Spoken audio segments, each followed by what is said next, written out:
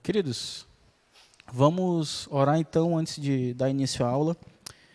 Pai querido, nós agradecemos ao Senhor por estarmos aqui mais uma vez, pelo privilégio que temos de aprender mais do Senhor, por estas palestras que de fato têm sido muito boas, Deus, temos aprendido segundo a visão reformada, segundo uma visão bíblica, Senhor Deus, como lidarmos com a mordomia que temos, de tudo aquilo que o Senhor coloca diante de nós, Senhor Deus, para termos a gestão disso de forma responsável, enquanto teus servos, teus filhos amados. Pai amado, que todo esse entendimento, não só aqui, quanto nas demais classes, Senhor Deus, que o Senhor Deus possa nos abençoar. Abençoa o nosso querido irmão Joaquim, que está aqui, depositando do seu conhecimento para nós e também de tudo aquilo que ele se dispôs a estudar e a pensar, de acordo com a tua santa palavra, Deus. Abençoa este irmão, abençoa este período que estaremos aqui, abre os nossos corações, para que então venhamos entender e apreender, Senhor Deus, as tuas verdades. É no nome santo de Jesus que nós pedimos e agradecemos. Amém. Obrigado, José. Bom dia. Meus irmãos, aquele velho pedido, né? Tem vaga lá do de cá. Quem puder, por favor, vir para cá, que fica melhor, né? Tanto para mim como para vocês, creio que fica bem melhor. Tem bastante vaga aqui na frente, ó. Quem quiser vir para cá, por favor, eu agradeço. Bom, eu tenho uma notícia não muito boa. Não vai ser a última aula. Vocês vão ter que me suportar mais uma semana, porque não deu para falar sobre poupança, eu dividi entre reservas e investimento. E é muita coisa para falar numa aula só. Então, vamos falar sobre reservas, qual o conceito disso e como aplicar à luz das escrituras e dos conceitos econômicos, e também investimento fica para ano que vem, que aí é aquisição de casa própria, ou alugar, pensar numa aposentadoria, como eu devo me preparar para isso, já vai ficar para a próxima aula, não dá para falar tudo nessa aula. Então, peço que os irmãos tenham paciência. Querendo o Senhor Deus, a aula que vem eu me despeço de vocês, tá bom? Mas, projetando aqui, o lar para a glória de Deus, estamos falando sobre finanças para a glória de Deus. Então, hoje a proposta é falar uma breve retrospectiva, finanças, reforçando a cosmovisão, falando sobre superávit, que foi aquela nossa equação que ficou faltando, explicar. E aí, a ótica de poupança e tomada de decisões, no que diz respeito a reservas do investimento, e a conclusão dessa aula. Então, reforçando aí a nossa cosmovisão, uma retrospectiva, eu quero que está claro para os irmãos, sempre que nós falarmos sobre tudo em nossa vida, deve estar em mente esse panorama, soberania de Deus, criação, queda, redenção e consumação, glorificação. Dando a ênfase aqui, como os irmãos viram nas aulas anteriores, em Cristo Jesus, que é o autor e consumador da nossa fé, que nos regenerou, e tudo nós devemos olhar dessa forma, como regenerados, vivendo para a glória de Cristo. Essa é a ênfase que nós devemos olhar para tudo, e aqui no caso para finanças e hoje poupança. Então, fechamos a aula anterior falando sobre esse diagrama, que nós tendemos, infelizmente, pelo menos eu, a caminhar por uma idolatria. O pastor Alfredo citou no sermão, inclusive, da semana passada, sobre uma frase de Calvino: o coração do homem é uma fábrica de ídolos. Inevitavelmente, nós tendemos para esse caminho, mas pela graça, cosmovisão cristã, nós devemos buscar sermos sacrifícios vivos ao nosso Senhor. E aí, alguns textos, trouxemos uma frase de um puritano do século XVII, Thomas Watson: esforce-se para atender às suas maiores necessidades, as quais a riqueza do mundo não suprirá. E depois trouxemos também um trecho da carta de Paulo a Timóteo, primeira carta de Paulo a Timóteo, que fala o seguinte: porque nada temos trazido para o mundo, nem coisa alguma podemos levar dele.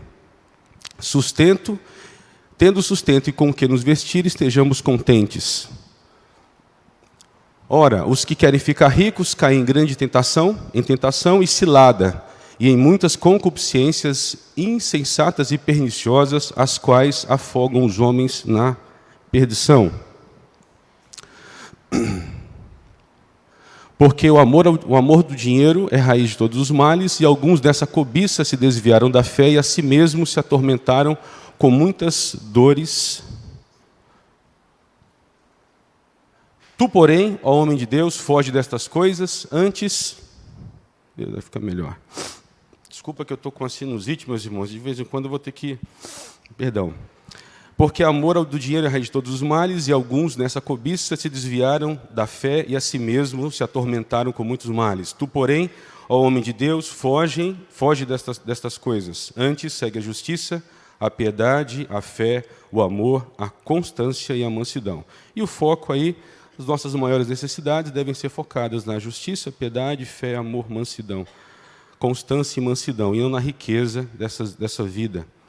E aí, finalmente, fazendo uma conclusão da retrospectiva, nós vimos as duas equações de baixo. Hoje vamos ver o superávit. Entendemos que tudo isso baseado nessa cosmovisão.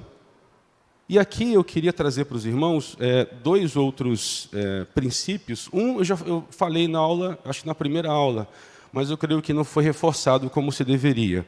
Um outro, no final da aula passada, o diácono Seginaldo, ele me lembrou de algo que eu havia esquecido. Eu tinha anotado, mas me esqueci de falar. E é importante frisar.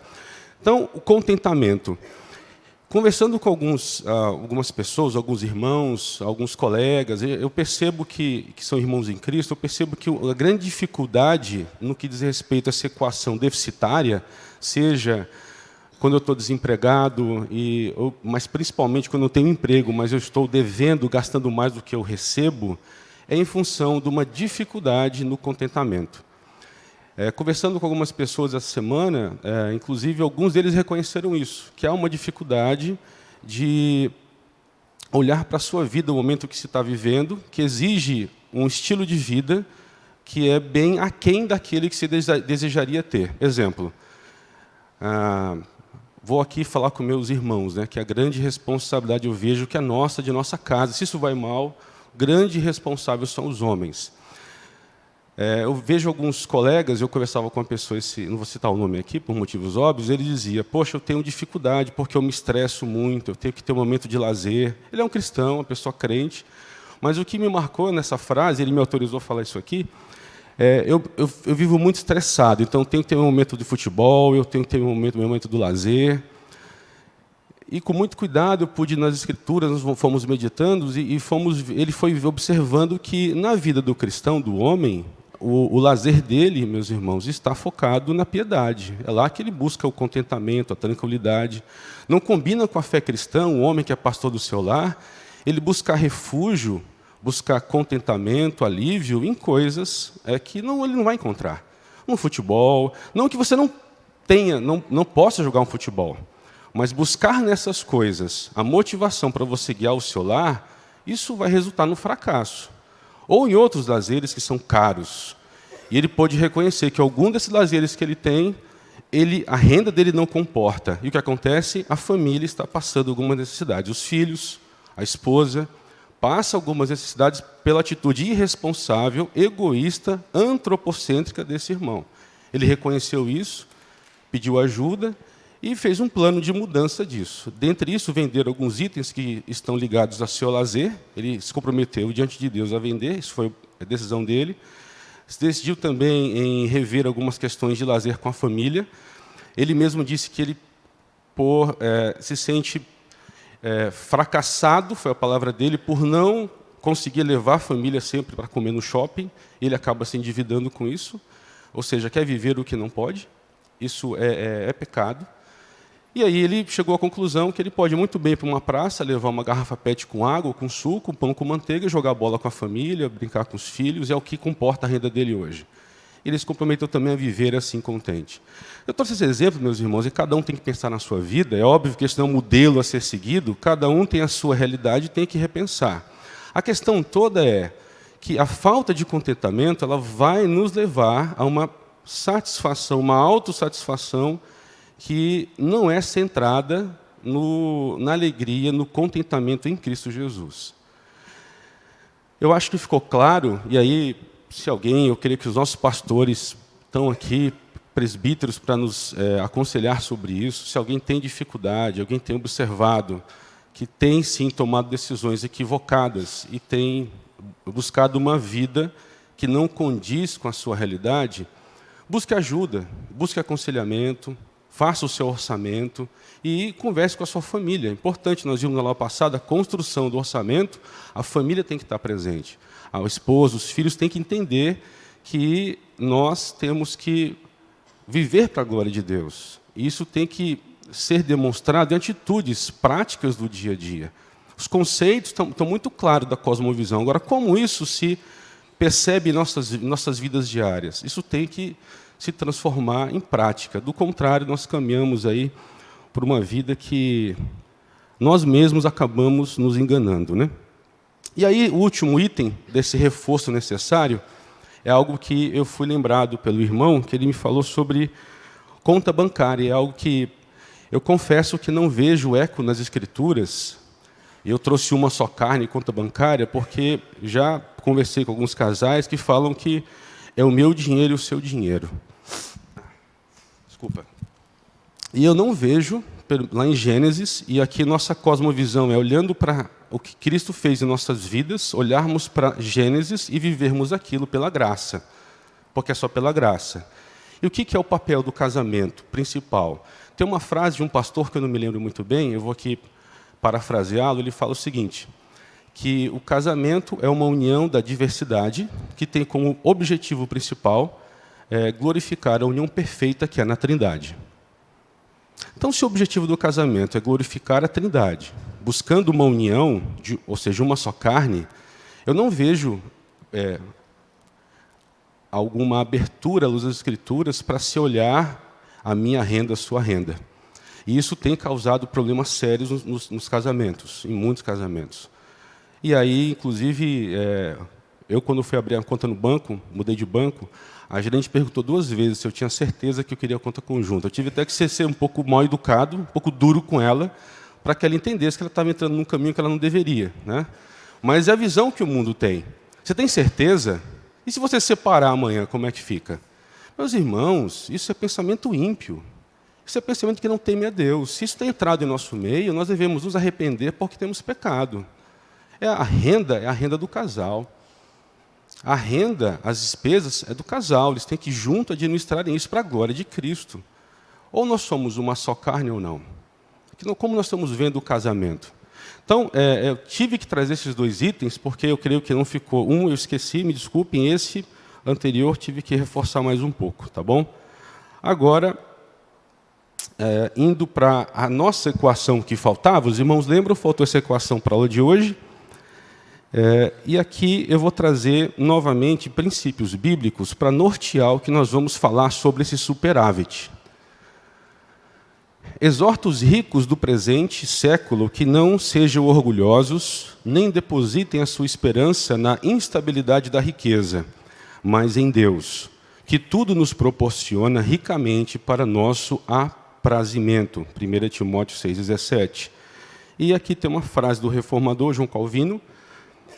Quando depositamos nossa confiança nas riquezas, na verdade estamos transferindo para elas as prerrogativas que pertencem exclusivamente a Deus. João Calvino, em sua obra As Pastorais, página 182, referente a esse texto. E aqui eu trago para os irmãos o reforço desse texto. Então, se alguém de nós tem um superávit, nós temos saldo, temos poupança, o olhar que devemos ter para isso é um olhar que evite sermos orgulhosos e nem depositar. E aqui, meus irmãos, é uma dificuldade muito grande. Eu tenho conversado com pessoas que têm confessado que há uma dificuldade muito grande na vida delas de olhar para essa riqueza, para essas posses, não ter confiança nelas. Eu tenho ouvido muitos irmãos que têm confessado que há uma luta contínua em suas vidas de não ter essa segurança nas riquezas. E é o que a palavra nos exorta. Não tenham esperança na instabilidade, ou seja, quando eu confio na riqueza, é isso que eu estou vivendo, uma confiança em algo que é instável. E Calvino vem e reforça isso. Quando depositamos nossa confiança nas riquezas, estamos transferindo para elas as prerrogativas que pertencem exclusivamente a Deus. Forte isso, né? É algo que tem que trazer temor para nossas vidas, para a minha vida, para a vida dos irmãos.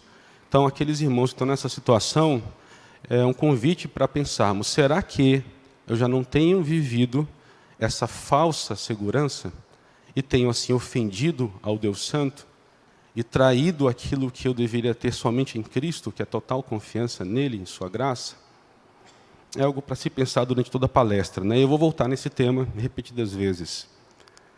Então, dando continuidade com a devida cosmovisão, né, já bem fundamentada, eu vou aqui o conceito de poupança. O principal foco que devemos ter quando temos um superávit em nossas vidas é poupar. Agora, a poupança ela deve ser entendida como a composição de duas óticas no que diz respeito ao relacionamento do dinheiro no tempo. Eu tenho que pensar em reservas e tenho que pensar em investimentos. O que seriam as reservas? O objetivo das reservas é pensar em situações de imprevisibilidade, que pode acontecer em nossas vidas, emergências e necessidades planejadas para curto e médio prazo. Eu vou dar 2 exemplos sobre essas necessidades, para ficar mais claro, mas a ótica da reserva é isso, é questões de curto e médio prazo. Até 1, 2, 3 anos no máximo, eu estou pensando em reservas, né? É isso. O perfil dessa reserva na ótica de investimento, de poupar, é uma poupança de alta liquidez e baixo risco. O que é alta liquidez? Se eu precisar hoje desse dinheiro, eu tenho como pegar, seja lá onde estiver aplicado, e transformar aquilo em moeda, vir para o meu bolso e eu usar para um tratamento de saúde, para uma viagem emergencial, né, para queimar a geladeira, consertar a geladeira, eu tenho aquela reserva ali para uma emergência. E para algo que eu posso planejar, vou planejar comprar um refrigerador, eu começo a poupar para comprar aquilo à vista no tempo futuro. A reserva é nessa ótica, tá? O valor é suficiente para imprevistos, e aí é uma coisa que cada um tem, a sua forma de ver isso aí, não há uma regra muito clara, mas o que eu tenho que ter guardado para um possível imprevisto? Aí cada um tem sua realidade, não há uma regra clara para isso. Para imprevistos, emergências e aquisições planejadas. Essas aquisições a curto e médio prazo. Estourando aí, aqui para a nossa realidade, o conceito de médio prazo seria máximo 2 anos, estourando 3. Eu acho que 3 já foi um pouco ruim, 2 anos. E aqui os investimentos têm outra ótica. Renda futura, eu invisto para que no futuro isso me retorne como renda ou complemento de uma renda.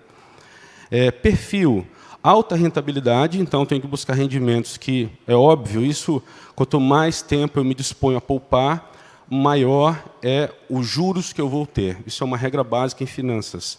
Geralmente de baixa liquidez, ou seja, eu não consigo transformar aquilo em espécie para usufruir, porque eu tenho carências, eu tenho algumas questões ligadas à maneira de me desfazer daquele papel, daquele título, transformá-lo em dinheiro, então ele não tem uma alta liquidez.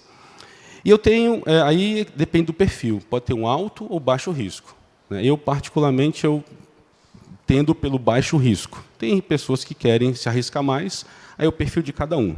Tem para todos os gostos aí investimentos. Valor, o maior valor possível. E vem uma pergunta, quanto poupar? Né? Poupar quem não tem tanta previsibilidade deve reservar uma quantia maior. O que quer dizer isso? Aqui em Roraima nós temos muito funcionários públicos, né? Então, qual a previsibilidade? Se o país fizer o dever de casa, há uma previsibilidade, daqui 20, 30 anos eu me aposentar. Então, tem uma previsibilidade. Tem pessoas que não têm, trabalham por conta própria, são autônomos, ou são empresários, e aí a sua previsibilidade é diferente. Então, isso é lógico, meus irmãos, de uma ótica humana, humanamente falando. Vamos, daqui a pouco, no próximo slide, ponderar novamente isso, planos humanos e a soberania de Deus. Mas, nessa ótica da responsabilidade humana, nós devemos olhar para a nossa realidade e nos preparar de acordo com essa realidade que vivemos. Então, aí, é algo em torno que oscila aí 15% a 30%. Eu conheço pessoas que, entre poupança e investimento, em torno de 35% do seu rendimento. Eles direcionam para rendimento, para reservas e investimentos, né? Cada um tem sua realidade.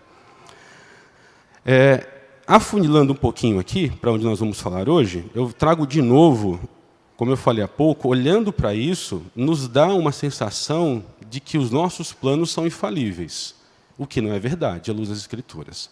Nós devemos ponderar todo esse planejamento com, novamente, princípios bíblicos. Quais são? E aqui eu trago Eclesiastes 11:6.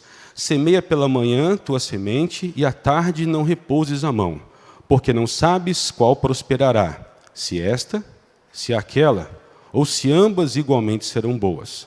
Responsabilidade do homem, muito clara aqui. Porém, temos Salmo 103:19. Nos céus estabeleceu o Senhor o seu trono, e o seu reino domina sobre tudo.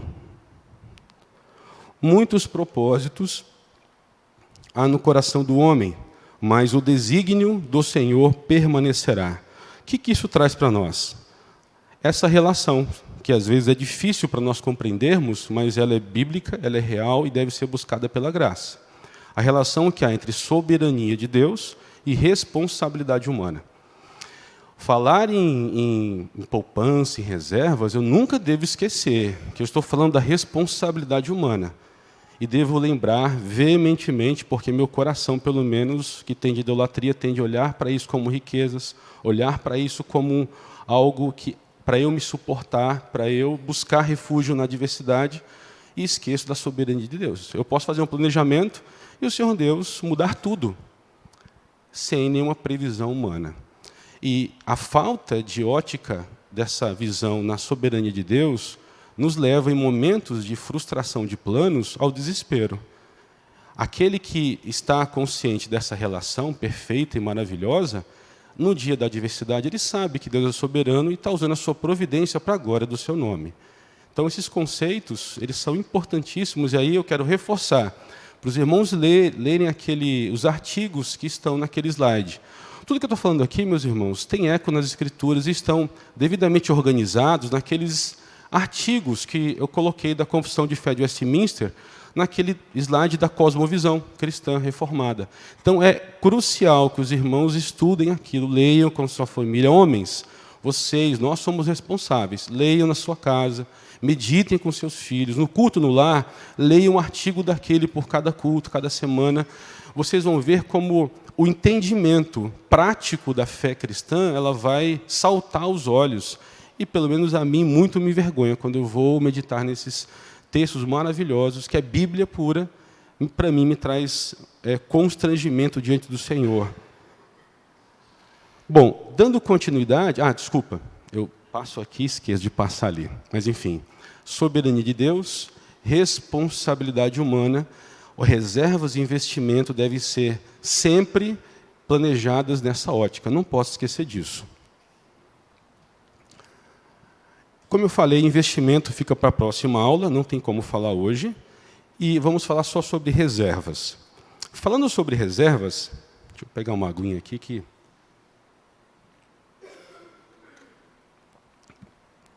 Eu não posso esquecer, nós não podemos esquecer que eu falo de relacionamento com instituições financeiras. E aí eu tenho que entender alguns conceitos sobre como é meu relacionamento, né? Mas antes de entrar nesses conceitos, eu quero novamente trazer princípios das Escrituras que devem nortear esse relacionamento. Quais são? Primeiro está aí, Lucas 16. Assim, se vocês não forem dignos de confiança em lidar com as riquezas deste mundo ímpio, quem confiará as verdadeiras riquezas a vocês? Eu trouxe aí da Nova Versão Internacional, eu achei essa versão mais interessante para o que estamos estudando. E aqui eu trouxe também uma frase do reformador Calvino, que ele fala o seguinte, um pensamento: quando Deus nos envia riquezas, não renuncia à sua titularidade, nem de ter senhorio sobre elas, como deve ser, por ser o Criador do mundo. E ainda que os homens possuam cada um a sua porção, segundo Deus os há engrandecido mediante os bens deste mundo, não obstante, ele sempre continuará sendo o Senhor e dono de tudo. A ênfase aqui que eu quero trazer para os irmãos é como nós somos dignos de confiança em lidar com as riquezas desse mundo, reconhecendo que quando Deus nos envia riquezas, não renuncia à sua titularidade. Quem é dono é Ele. Ele é proprietário de tudo que há, como nós já vimos. Ele sempre continuará sendo o Senhor e dono de tudo. E aqui vem o conceito, como o presbítero que orou, né, o José, mordomia cristã. Tudo que nós vimos vai culminar nesse conceito de mordomia cristã. Então, o meu relacionamento com instituições financeiras, a maneira com a qual eu penso em aplicar, a maneira com a qual eu penso em comprar, e aqui vamos ver um exemplo de uma compra à vista ou a prazo, que é melhor, ela deve ser embasada nesse entendimento de mordomia cristã, que é o quê? O que eu tenho não é meu. Algumas pessoas, alguns de nós podem pensar que não, eu devolvi o dízimo, o resto eu administro como eu quero. Engano grave. O dízimo é a parte mais fácil. A parte mais difícil é o restante. Como administrar isso de maneira a glorificar o nome do nosso Senhor? Aí é o grande desafio. Pelo menos em minha vida, não sei na dos irmãos. E esse conceito de mordomia cristã deve estar como uma sirene ligada, o giroflex à nossa frente piscando, mordomia cristã constantemente. Então, com todo esse embasamento, nós vamos aqui, vou ter que entrar alguns conceitos, eu peço a paciência dos irmãos, que vocês têm que entender, não tem como. Entendendo alguns indicadores econômicos. Eu vou trazer só 3, nós temos centenas no Brasil, mas só 3 nos basta para os 2 exemplos práticos que vamos ver hoje. Qual que é o primeiro conceito de indicador econômico? Selic. É o Sistema Especial de Liquidação e Custódia. Há uma confusão entre Selic Over e Selic Meta. Eu vou explicar da maneira mais tranquila possível, para não confundir muitos irmãos. Selic Meta é aquela taxa básica da economia, taxa de juros básica da nossa economia, que o Copom, são 8 reuniões no ano que ele faz, que ele divulga um relatório, olhando toda a questão macro e microeconômica da nação, e divulga uma meta de inflação básica da economia. Para que é essa meta de inflação básica, meta de juros? É para controlar a inflação, esse é o objetivo. Ele coloca uma meta que hoje está em 6,5, a meta da última reunião do Copom, e aí a meta ela vai dar impacto na Selic Over. O que é Selic Over? Os bancos e demais instituições financeiras, eles negociam, eles fazem contratos de curto prazo, de um dia, lastreados em títulos públicos federais. Então, nessa negociação que eles fazem de um dia, é toda contabilizada nesse sistema, que é um software, é um sistema que faz uma média ponderada desses juros de todos os contratos comercializados na economia. Aí o resultado disso vai ser justamente a taxa Selic Over, que nós falamos na economia. Por que ela é resultante da taxa Selic Meta? Porque, como os títulos são federais, o governo federal passa a embasar esses títulos de um dia na taxa Selic Meta, ok? Eu sou detentor, eu emito os títulos, então eu falo, agora vai ser 6,5. A partir ao longo de uma semana, um mês, toda a taxa básica média da economia, que é a Selic Over, vai tender a ficar nessa faixa da Selic Meta, que hoje, Selic Meta está 6,5%, Selic Over sempre é um pouquinho abaixo, hoje está 0,10 abaixo, está 6,40, 6,41, a Selic Over. Então, quando falo em Selic, a meta vai gerar o real, que é os empréstimos entre instituições financeiras e o governo federal por meio de títulos que ele emite para rolar sua dívida interna, né? O nosso governo deve muito. O maior demandante de moeda no Brasil é o governo federal. Nós somos uma nação, infelizmente, endividada, muito endividada. Estando claro, Selic, vamos para o CDI. O que é o CDI?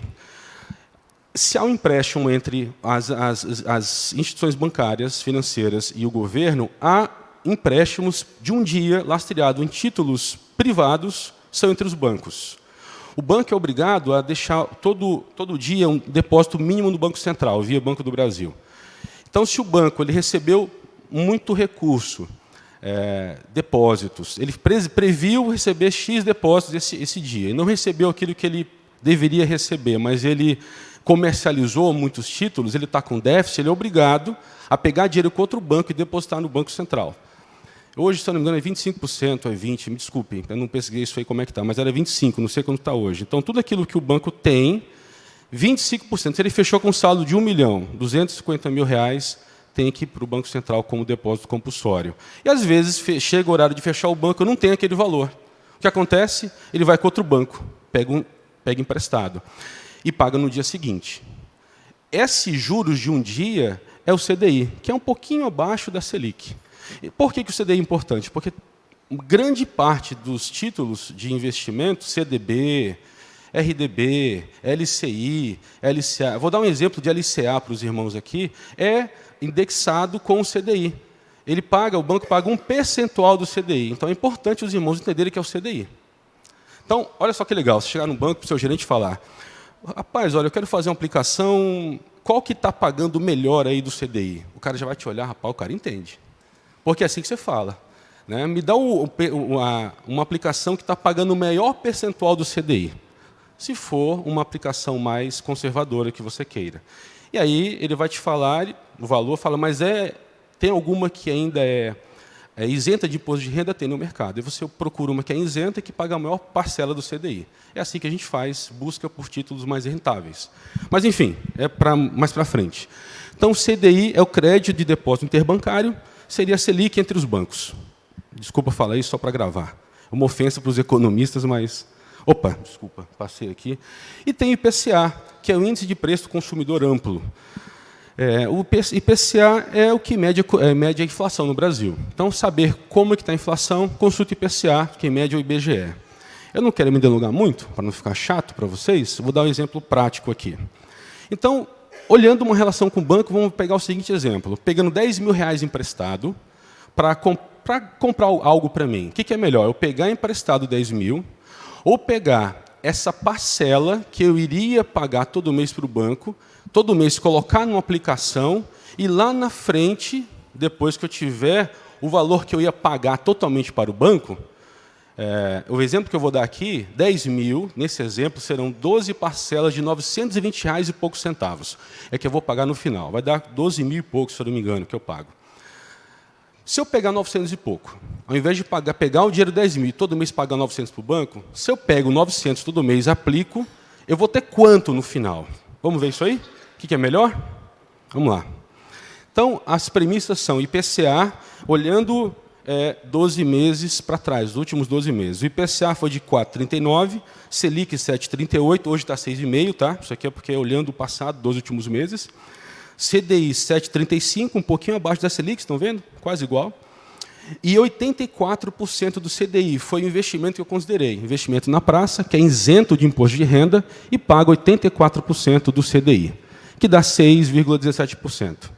Alguém me falou para falar com o microfone assim, eu esqueço. Você me desculpe, eu vou tentar colocar sempre aqui para não ficar o som oscilando para vocês. Pastor, essa é uma boa ideia. E aí, meus irmãos, vamos ver aqui. E aí o empréstimo de 1,69%, a proposta de empréstimo.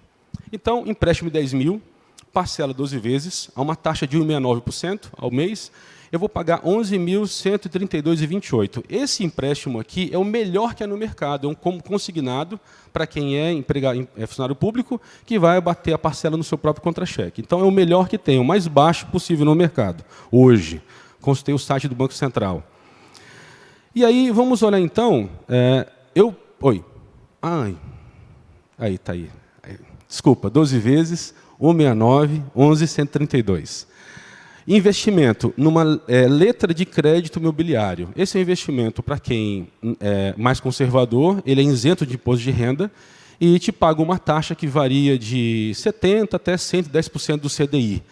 Essas taxas acima de 90% você só consegue em bancos atacadistas. Banco varejista, como nós temos aqui, o máximo que se pagou já é 90%, 95%, dependendo do valor e do tempo que você vai deixar isso lá parado. Tá? Mas eu peguei um exemplo de 10 mil, colocando todo mês 927, que seria a parcela, né, que seria o valor presente de 10 mil, todo mês 900, como se fosse no lugar do empréstimo. Pego 927 durante 12 meses, 84% do CDI, vai dar 11.437,71. Está óbvio aí qual que é a melhor opção. É melhor fazer o quê? Pegar um empréstimo ou ter paciência. Aí vem o problema, é a paciência. A impaciência é que gera o custo dos juros. Juros é o custo da impaciência por falta de contentamento. Então, meus irmãos, já começa a ficar claro que eu tenho que ter muito cuidado com essa minha impaciência. E aqui vem, só para a gente brincar um pouquinho, esse valor do banco, pegando a valor sem inflação, seria líquido 10.663. Só para nós entendermos como a inflação corrói nosso dinheiro. Então, o banco ganha 11 mil final que ele recebe, mas líquido descontado a inflação, 10.633. Pegando agora aqui o valor que eu ganhei, descontado a inflação, 10.956,71. Aí vem a pergunta, quanto que eu perco, qual a minha perda, quando eu escolho pegar dinheiro emprestado? E tem um conceito em economia que os contadores não gostam muito, quem é contador aqui não gosta, que é o custo de oportunidade, que só tem em economia, não tem em nenhuma outra ciência. Que é o custo de oportunidade? É aquele custo ligado a uma melhor opção que eu teria de retorno daquele investimento se tivesse optado por aquele e não pelo que eu optei. Vai ficar melhor agora, vou explicar. Então, o que é o custo de oportunidade? É o custo real mais um custo X. O que é isso? Se eu optar por empréstimo, quanto que eu estou pagando por essa compra? Eu estou comprando dinheiro. Empréstimo é isso, eu estou comprando dinheiro. Quando eu compro dinheiro, eu pago o custo desse dinheiro. Quanto que eu paguei aqui? R$ 1.132,28. Eu paguei para ter esse recurso no tempo que eu queria, que é o juro. E aí tem, se eu tivesse optado pelo investimento, quanto que eu ganharia optando pelo investimento? Eu ganharia 1.437, não é isso? Correto o raciocínio? Então, o que é o custo total na ótica econômica? É o teu custo real que você teve, mais um custo de oportunidade. Se eu optasse por poupar, eu teria evitado um gasto de 1.000 e teria tido ganho de 1.400. Lógico, na ótica econômica, nós temos um ganho de 2.569, composto por uma parte que é um custo evitado e outro, uma receita adquirida. Então, olha só o prejuízo que nós temos quando optamos por empréstimo. As pessoas só pensam nos juros, mas você tem uma perda daquele valor que você poderia ter poupado e, no tempo certo, ter gasto aquele dinheiro.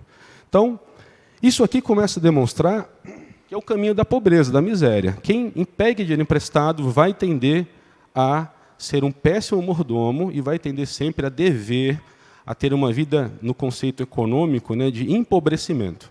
Eu vou estar empobrecendo. Então,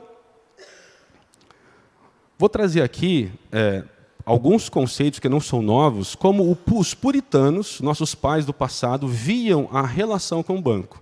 Mas já ficou claro para nós que não é muito interessante, tem que ter muito cuidado ao nos relacionarmos com o banco. Como que os puritanos viam isso? Aqui, quem quiser, todas as apresentações estão lá em cima, vocês podem pegar. Quem quiser fazer simulação de investimento, tem um link, uma calculadora. É o melhor site que eu vi, porque ele já te dá o valor deflacionado, já tirado da inflação. Então, muito legal. Você tem lá opções de LCI, LCA, CDB, CDI.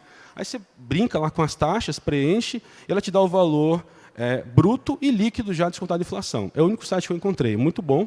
Porque tem muita planilha no mercado que você só coloca só os juros. É o cara daqueles milhões no futuro, sim, amigo, mas isso descontado da inflação, quanto é que é? Você tem que pensar na inflação.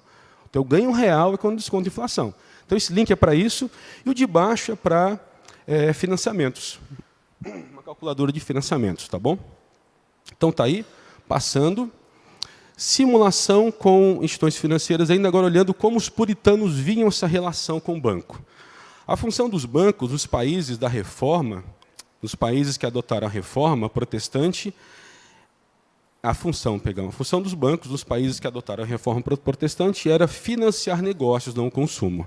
Isso é tão óbvio na ótica econômica, nós perdemos esse conceito. Hoje, nós olhamos o banco ou relação com quem vai nos emprestar algo para consumo. É a pior coisa que alguém pode fazer em sua vida. Vimos o exemplo agora há pouco. É loucura isso.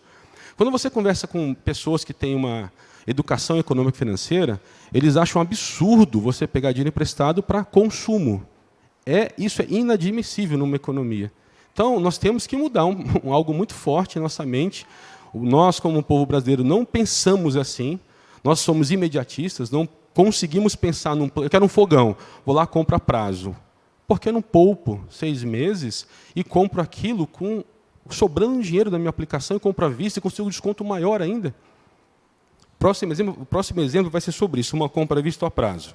Então, continuando nessa visão dos puritanos, o financiamento dos negócios era considerado uma forma de partilhar os lucros, ou seja, geração de riqueza.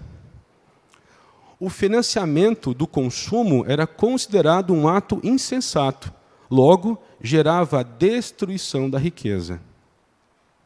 Quais os princípios que norteavam esse pensamento? O rico domina sobre o pobre, o que toma emprestado é servo do que empresta. Mateus nos fala, cumpria, portanto, que entregasse o meu dinheiro aos banqueiros, e eu, ao votar, receberia com juros o que é meu. Nós temos a parábola dos talentos, né? Que aquele terceiro servo, o servo mau, ele não age com mordomia. E por não agir com mordomia, o Senhor reprova a conduta dele. E aqui, acho que ficou clara essa questão para os irmãos, né? Não tem muita dúvida sobre a loucura que é pegarmos dinheiro emprestado para consumo. É irracional isso. E aqui vem um exemplo final, que eu vou trazer para os irmãos, que é uma simulação de compra à vista e a prazo. Não estou ganhando dinheiro da Electrolux, foi uma geladeira que eu peguei aleatoriamente lá na internet para fazer um teste. Peguei 2 preços em 2 sites na internet e fui em 2 lojas aqui em Roraima. Até estava lá encontrei com o irmão mineiro, lá numa das lojas, no shopping, e ele até deu exemplo. Posso falar, mineiro? O mineiro foi até parabéns aí pela postura dele. Ele foi conversei com ele, encontrando, estava indo para geladeira na loja, encontrei com ele e falou, não, Joaquim, poxa, até fui comprar um óculos para mim, e estava lá negociando o preço, aí a mulher pegou e falou, olha, esse preço é agora, eu levo agora ou não levo mais. Aí ele falou, que lembrou da aula, falou, então eu não levo, porque eu tive uma aula domingo na igreja e contou a aula. Né? Contou da aula, e a mulher ficou meio assustada, queria saber onde que era a igreja, né? Já convidou para vir também aqui, então, legal, mineiro. Atuou e fez o negócio melhor. Pegou um princípio básico da negociação, se alguém te espreme, fala que é agora ou nunca, sai fora, que é enrolado isso aí. Quer dizer, pode até ser um bom negócio, mas a probabilidade de ser uma falácia é de 99,999%. E o mineiro experimentou isso na prática essa semana. Então, obrigado pelo testemunho, mineiro. Então, nessa ótica, um refrigerador Electrolux, 2 portas, frost free, etc., isso aí, foi 2 pesquisas na internet e 2 pesquisas em lojas físicas aqui no estado. O que isso mostrou para nós? Então, mostrou o seguinte, nós temos à vista, o melhor preço que na internet eu achei foi R$ 2.330,12, o melhor preço. Porém, em 12 vezes ele ficava em R$ 2.505. Aí tem o frete, que é uma pancada, R$ 1.625 nesse site, que vai para um valor à vista aí de R$ 3.955, e se optar a prazo com o valor do frete final, R$ 4.130. Inadmissível, né? Sem negócio, não tem como. Aí vamos... aí, 430. Vamos ver agora a segunda opção, na internet. Um preço já subiu, 2.839, 12 vezes. Isso aqui é uma ofensa a qualquer pessoa que tem conceito de dinheiro no tempo. Alguém falar, 12 à vista é isso e 12 vezes também. Ai, eu tenho que me controlar, meus irmãos. Quando eu estou em algum local, alguém me fala isso, não, é 2.000, mas eu parcelo esse valor de à vista 6 vezes, então nem à vista, amigo. Como você vai fazer? Não, dá o desconto. Só que tem loja que não dá, não tem jeito. Mas dinheiro no tempo tem um custo. Não existe alguém te falar que à vista é X e parcela esse valor em 6. Isso é mentira. Isso é uma ofensa ao princípio básico da economia. Dinheiro no tempo ele tem que ser remunerado. Não esqueçam disso. É inadmissível isso. Então tá. E aí, o frete, já bem mais baixo. O valor final, R$ 3.400 à vista. E 12 vezes também R$ 3.400. Apesar de ser uma ofensa, ele acaba sendo um valor menor, porque tem um valor de frete muito mais baixo do que o outro. Né? A questão aqui é justamente o valor do frete, está vendo? Bem mais baixo. Ok. Não contente, vamos nas lojas locais, verificar. À vista, na primeira loja que eu fui, R$ 3.230. Mas ele parcela em 6 vezes, fica R$ 3.896. Não tem custo de frete. À vista, fica R$ 3.230, em 6 vezes R$ 3.896. Vamos ver a última opção. Essa última opção, à vista, R$ 2.916. 12 vezes, mesma coisa, nos ofende isso aqui, né? tem que controlar a raiva, mas é uma ofensa. Frete, não tem porque é local. À vista, 2.916, e em 6 vezes, 2.916. Lembra que eu falei na aula anterior que a gente tem que ir na internet pesquisar algo quando vai comprar? Qual que é o objetivo principal disso? Você ter o que a gente chama de preço âncora em negociação. O que é preço âncora? É um preço que você vai ancorar numa negociação. Dali você não sai, dali ninguém te tira. Fica naquilo. E como é que você sabe um preço âncora? Você vai na internet, que vai lá e pesquisa. Tem buscadores, tem o Zoom, tem Buscapé, coloca lá a referência da geladeira ou da televisão, qualquer eletrodoméstico, coloca a referência, busca. Vai dar um monte de preço. Pega o menor, é o teu preço âncora. O que é esse preço âncora? Você vai na loja física agora negociar com os caras. Fala, olha, tá quanto a geladeira? 2.916. Olha, mas quanto você me faz à vista? Aí vai negociar. Fiz isso aqui, o máximo que o cara me deu foi 330. O valor que estava lá na etiquetinha era esse. Eu falei, eu quero comprar à vista, cara. Me dá um desconto, que é uma ofensa você falar que esse preço de à vista. Não é. O cara regala o olho, tá bom, eu faço 3.230. Achei muito caro ainda, porque meu preço âncora é esse, correto? Então, na outra loja que eu fui, o cara falou a mesma ofensa. Não tem desconto à vista. Mas aí eu não encontrei outra opção aqui no estado, a não ser essa, de 2.916 em 6 vezes ou à vista. Aí vem a escolha. O que eu faço? Eu compro à vista ou eu compro a prazo? Já que é o mesmo valor, o que a gente faz? Vamos pensar? Vamos pensar o seguinte. Se eu pegar a dúvida dos dois, optei vi que mais barato é em 6 vezes. Mas será que é melhor fazer em 6 vezes mesmo? Vamos pensar aqui. Eu pegar o dinheiro, o valor que eu iria pagar, pegando 2.916, dividido por 6, vai dar valor de uma parcela. Se eu pegar essa parcela, aplicar todo mês na poupança, na conta poupança, colocar na poupança durante 6 meses, eu vou ter, além de 2.916, vou ter um ganho de R$ 82. Eu espero 6 meses, tenho um plus de R$ 82, ganho R$1, e tenho condições de chegar na loja depois, pagar à vista e ficar com crédito de 82. O que é a melhor opção?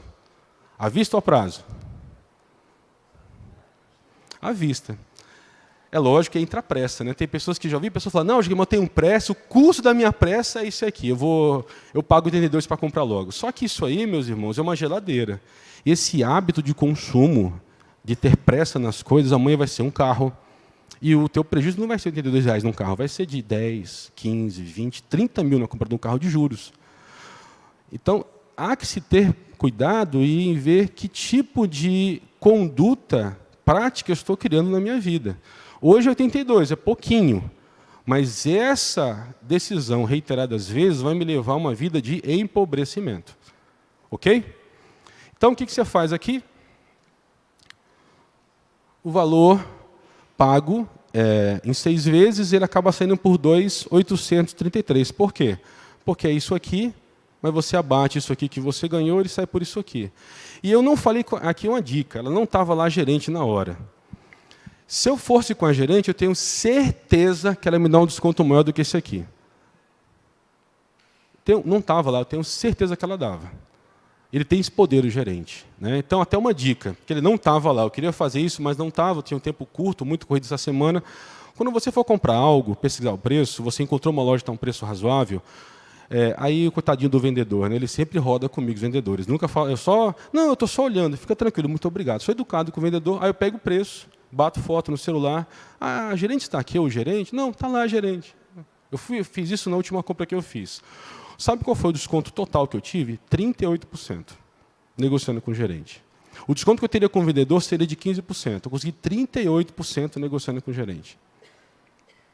Então, é importante você ter essa ótica. Porque o gerente vai ter um desconto que jamais o vendedor dá, porque o vendedor tem uma comissão.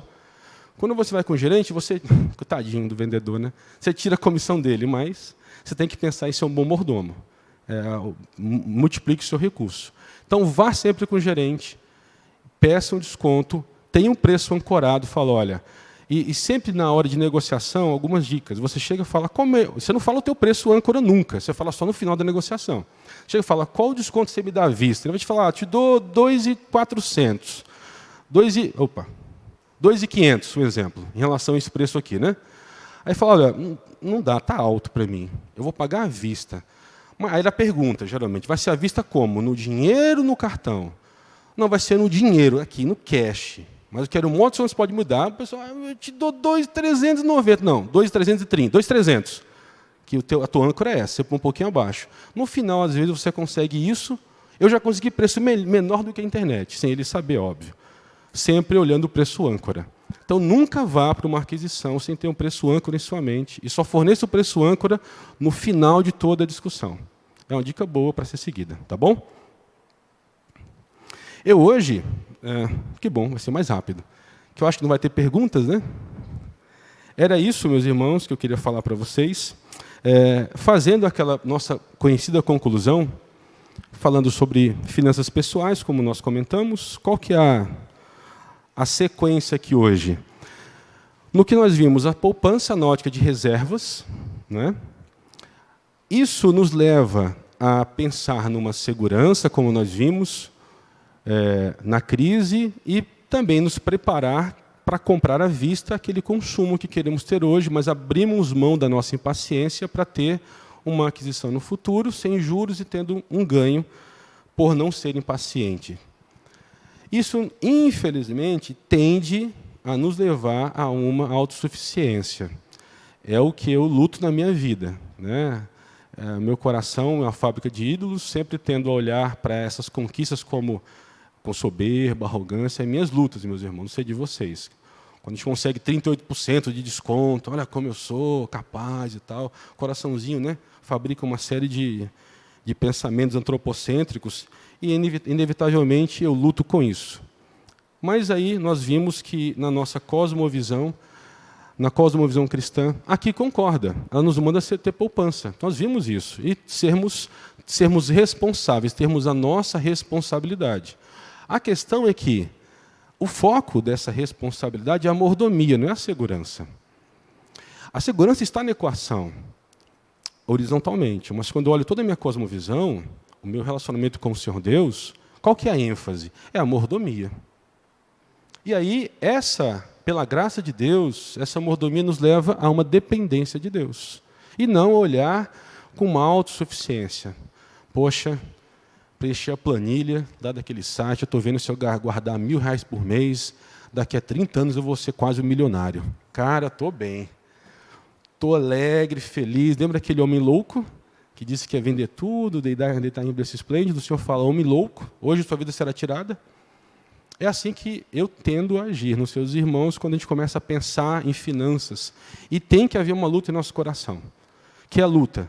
A luta que nos conduz a sermos sacrifícios vivos ao Senhor Deus, não a luta, a ausência de luta que nos tende a levar a uma idolatria.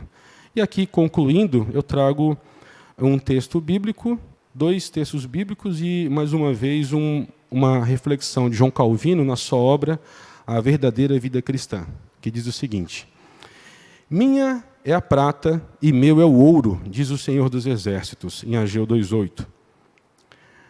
Ao Senhor pertence a terra e tudo o que nela contém, o mundo e os que nele habitam. Salmo 24:1. E a reflexão final, somos sempre, com base no que nós lemos nesses textos, né? Somos sempre e integralmente dependentes de Deus. Um verdadeiro cristão de Deus.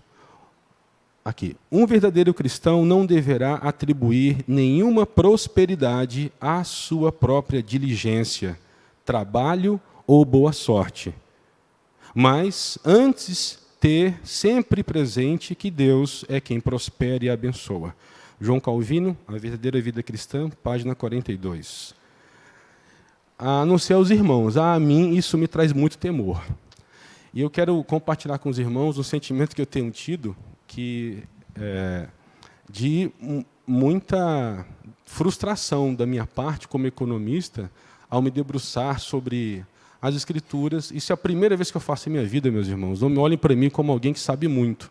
É a primeira vez, em 15 anos de carreira, que eu paro para olhar a minha profissão à luz das Escrituras, para olhar o legado de homens piedosos do passado e passar por esses óculos, né, da soberania de Deus, a tudo aquilo que eu aprendi na faculdade. E eu me envergonhei, porque vi o tamanho da minha arrogância, da minha altivez perante o Senhor Deus, do desprezo para as Escrituras, achando que uma ciência humana ela está à altura de desconsiderar pressupostos eternos, perfeitos do nosso Criador. Então, isso para mim tem sido maravilhoso esse tempo, sou grato a Deus por isso. Por que eu estou falando isso? Para os irmãos não terem uma falsa impressão que eu sou uma pessoa que sabe muito, porque eu tenho vivido muito pouco isso. Então, os irmãos tirem, se possível, se há alguma visão equivocada, meus irmãos, é graça de Deus. Isso aqui que eu trouxe para os irmãos é graça, porque eu ia apresentar algo totalmente diferente. Quando eu passei a parar, meditar, vi como eu estava equivocado. E pela graça de Deus, o Senhor Deus tem nos trazido isso, e a ênfase que eu trago para os irmãos é justamente essa, mordomia. Que todas essas aulas não sejam focadas apenas em olhar para essas posses e nelas termos segurança, mas olharmos para tudo aquilo que aprendemos pela graça de Deus, é obra dele em nossas vidas, que isso não venha trazer para nós, como disse o reformador, nenhuma visão equivocada de que nós estamos prosperando pela nossa diligência, ou pela nossa sabedoria, o nosso próprio esforço. Se esses planos resultarem nisso, glória a Deus, é graça de Deus. Se não resultarem, glória a Deus, a graça de Deus em nossas vidas. Amém? Então era isso que eu queria trazer hoje. Ela foi um pouquinho mais rápida, creio, até para possivelmente deixar os irmãos que queiram fazer algumas perguntas. E na próxima aula, querendo o Senhor Deus, aí finalizo com investimento, aí pensando em aposentadoria, compra de imóvel, se eu confinancio, se eu compro à vista, como é que eu faço isso? Ok? É isso que eu queria falar, obrigado. Queria passar... perguntas. Tem perguntas? Pois não, pode falar. Não tem como mudar, né? Não tem como...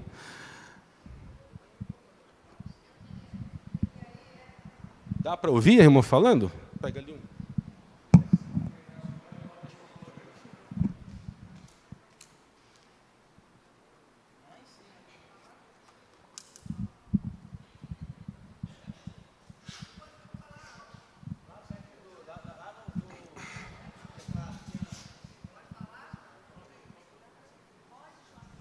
Pode falar aqui enquanto ele pega o microfone, o presbítero.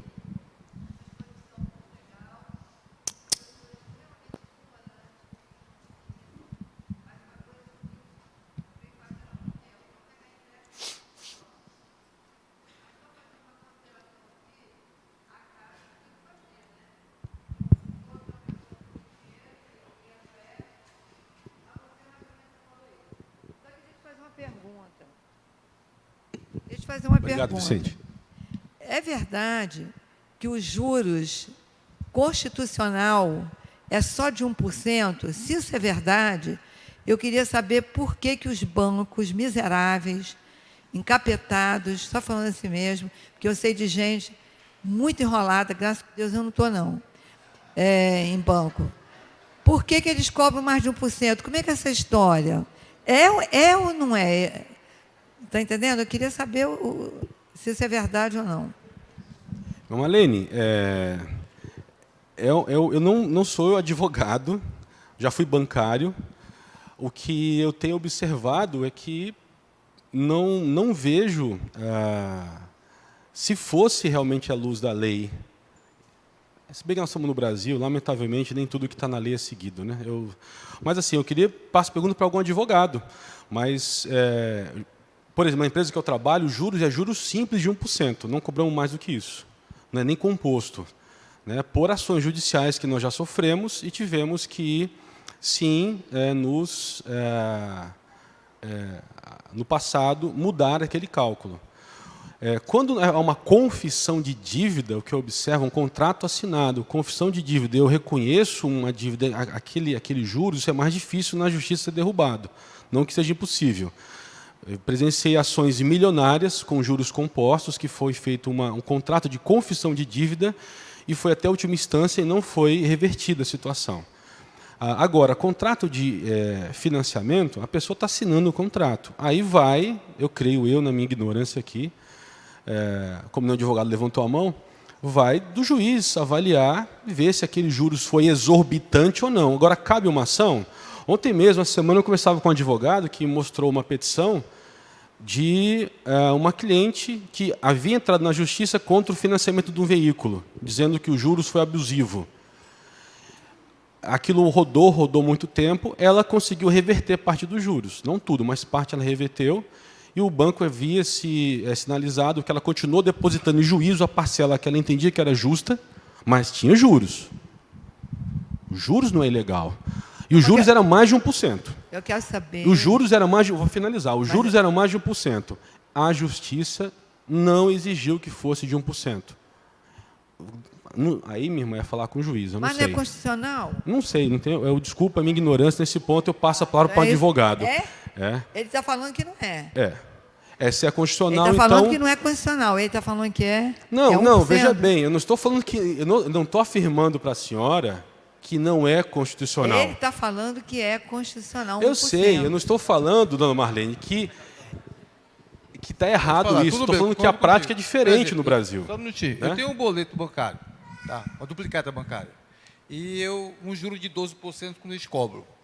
Se eu entrar na justiça, eles vão ter que me cobrar 1%. 12%?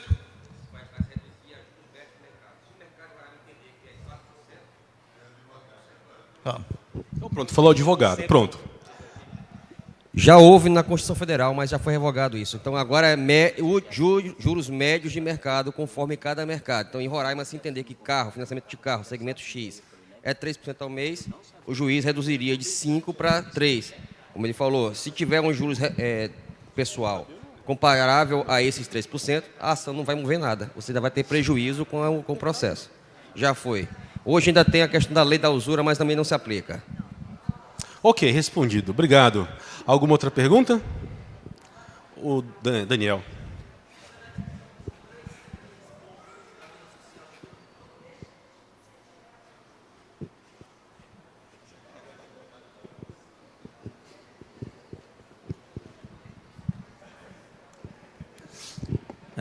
Bom dia a todos, né? São 3 pontos na vida de todas as pessoas. E como nós somos cristãos, saber como nós nos comportaríamos diante disso. A compra de uma casa, que o bem é muito, muito custoso, e se a paciência for muito grande, a gente vai passar muito tempo na rua e não vai conseguir comprar o bem. A compra de carro, que também tem um sistema de financiamento quase que obrigatório, onde quando você vai comprar à vista, você praticamente não recebe desconto algum. E o uso de cartão. O uso de cartão, no exemplo que você deu, parcelado ou preço à vista, porque tem lojas que não modificam o preço no dinheiro. Nesse caso, você falou que poderia ter uma paciência de esperar um pouco. Se no cartão você pode ter essa paciência, a parcela que você poderia pagar à vista, você poderia estar investindo, e aí o lucro de R$ 82 viria para você de qualquer forma. Essa é a minha visão. O que eu propus foi isso. Tá bom. É porque... Propus exatamente isso. É porque eu pensei que a paciência é de guardar o dinheiro e não adquirir o bem através do cartão. Não, o que eu propus foi isso. Você poupar, não comprar no cartão, você poupa. Aí você compra à vista depois. Bom, e a questão... A casa, ela já falou que é um preço muito alto e necessariamente o tempo da nossa vida é muito curto para a paciência, né? Então, a gente teria que financiar esse bem de alto valor. E a questão do carro é o seguinte... Há um sistema financeiro no Brasil em que os veículos, quase todos, não posso falar todos, mas quase todos os novos, né, estou falando dos novos, eles são praticamente geradores de títulos de crédito bancário, ou seja, o banco monta uma vendedora de carro. E se você chegar com o dinheiro, você praticamente não ganha desconto algum, né? Aí o que acontece?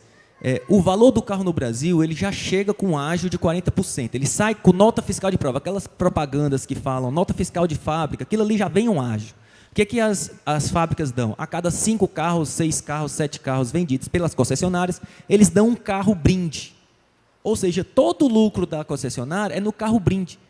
E aí ele finge estar vendendo na nota fiscal de fábrica. E, na verdade, não é. Como sair desse sistema financeiro? Onde o preço do bem ele já foi cooptado por um sistema nacional e a gente mesmo como consumidor vai ter que pagar esse valor de ágio? É para a próxima aula. É o investimento que acima de 2 anos, né? Vai estar a casa e o carro vai estar o exemplo para a gente discutir. Mas é isso aí, Daniel. Mais alguém? Finalizou? Sobre imóvel e bens móveis, carros, na próxima aula. Vou falar com você antes. Pessoal, já? Ok? Então, pastor Gessé, queria o senhor poder orar, por favor? Gente, depois me procura, eu estou vendendo meu carro em 12 parcelas iguais, por favor. Joaquim é meu negociador. Ao preço de à vista. Desmaiou o homem.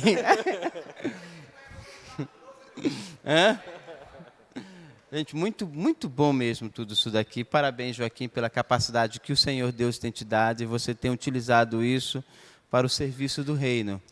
A igreja realmente agradece ao Senhor, né? Como eu sempre digo por aí, é o Senhor Deus quem move as peças, né? Vai trazendo um daqui, de lá, para o serviço do seu povo. Lembro no dia que o Joaquim chegou aqui, é aqui que eu vou ficar. Tinha várias propostas para ir, né? Mas é aqui que eu vou ficar. Então, é o Senhor Deus quem move. E antes de orarmos, se você tem um dom, seja ele qual for, e não está utilizando para o reino de Deus, você está pecando. Seja ele qual for, não importa.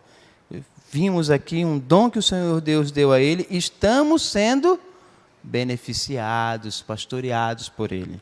Agora, se você tem um dom e não utiliza isso para o serviço do reino, você está pecando. E não se chateie quando outro, Senhor Deus trouxer outra pessoa com o teu dom e começa a trabalhar na igreja, aí o seu coração vai encher de inveja, ciúme e raiva.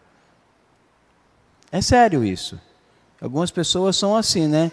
Ninguém me chamou, você não se manifestou, você escondeu o seu dom, enterrou o seu talento, o Senhor Deus trouxe outro, manifestou o seu talento e a igreja está sendo beneficiada. Tá bom? Isso é uma palavra de pastoreio. Sandra?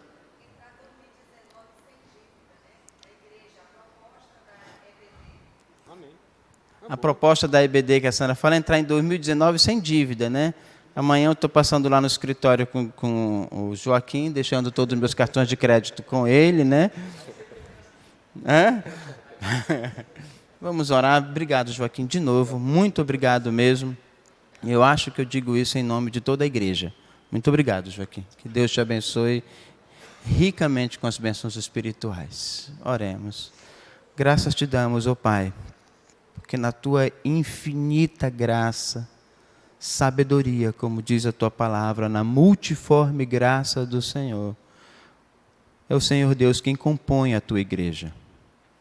É o Senhor Deus quem compõe os membros da tua igreja, para que cada junta e medula bem ajustada sirva a Cristo, cada um no seu dom, para a edificação mútua. Eu rogo a Deus em favor daqueles que têm dons na igreja, e tu sabes, mas que têm enterrado esses dons. Senhor Deus, que o teu Espírito Santo venha incomodá-lo, e que a nossa igreja possa ser uma igreja serva um do outro, para que possamos servir a Cristo como cabeça da tua igreja. E assim, ó Deus, a igreja crescerá para a glória do Senhor Deus. Eu te intercedo em favor dessas pessoas. Rogo pela vida do Joaquim, por tudo isso que ele tem nos ensinado. Guarde o seu coração de si mesmo. Que o teu Espírito Santo, ó Deus, faça-o lembrar da tua palavra constantemente para não pecar contra ti. Guarde a sua casa. Nós te louvamos por isso. Leva-nos para a nossa casa, para o dia de descanso, para mais tarde, ó Deus, junto com o teu povo, nos reunirmos para adorar e glorificar o teu santo nome e ouvir a tua voz.